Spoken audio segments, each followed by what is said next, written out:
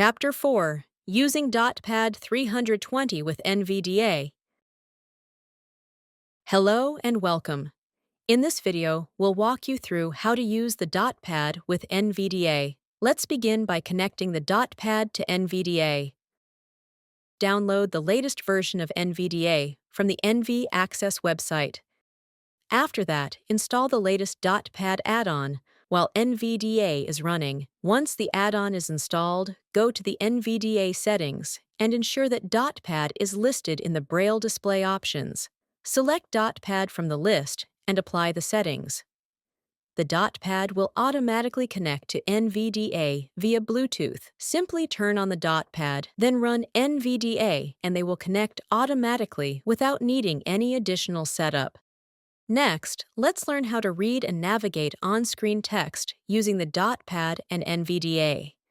Basically, every voice feedback from NVDA is displayed on the DotPad as multi-line Braille on the 300 cell zone and single-line Braille on the 20 cell zone.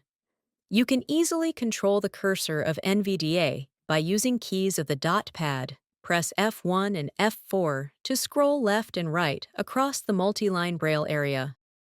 Use the triangle panning keys to scroll through the single-line Braille display.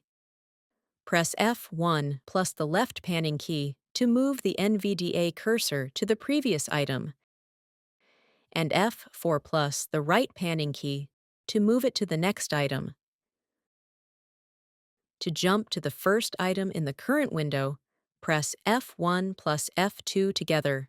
To jump to the last item, press F3 plus F4. Pressing the F2 key alone performs the same function as the backspace key, while pressing the F3 key activates or opens the item currently selected by the cursor. Let's now explore how to convert a chart inserted in a Microsoft Excel file into a tactile bar graph and display it on the DotPad.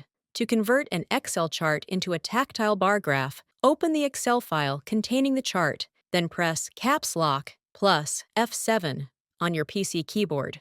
An elements list pop-up will appear. Simply press Enter, and the chart will automatically be converted into a tactile bar graph and displayed on the DotPad.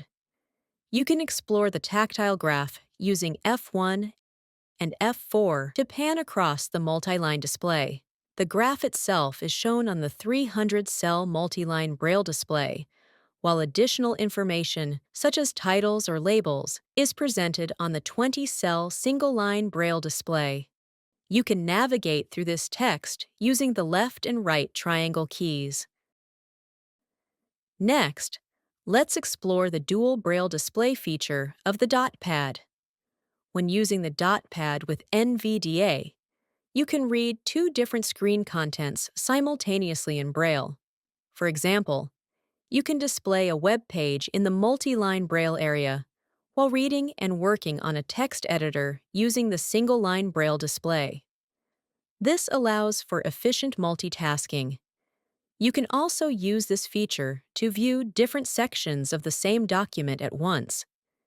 This capability takes advantage of NVDA's ability to separate the system focus from the navigator object, allowing each to control a different part of the screen. Here's how to set it up. Place system focus on the content you want to view in the multi-line Braille area. Press NVDA plus 7 to turn off Follow Navigator Object System Focus. It's also recommended to press NVDA plus 6 to turn off Follow System Correct at the same time. Now, the navigator object remains fixed on the selected area and no longer follows system focus. The multi-line Braille display will show only the content under the navigator object. Continue working in the main focus area, like a text editor, using the system focus and the single-line display. To navigate the content shown in the multi-line area, use NVDA's navigator object and review cursor commands. That wraps up our guide on how to use the DotPad with NVDA. We hope this helped you make better use of the DotPad and NVDA more efficiently. If you have more questions or want to explore further, be sure to check out our next video. Thank you.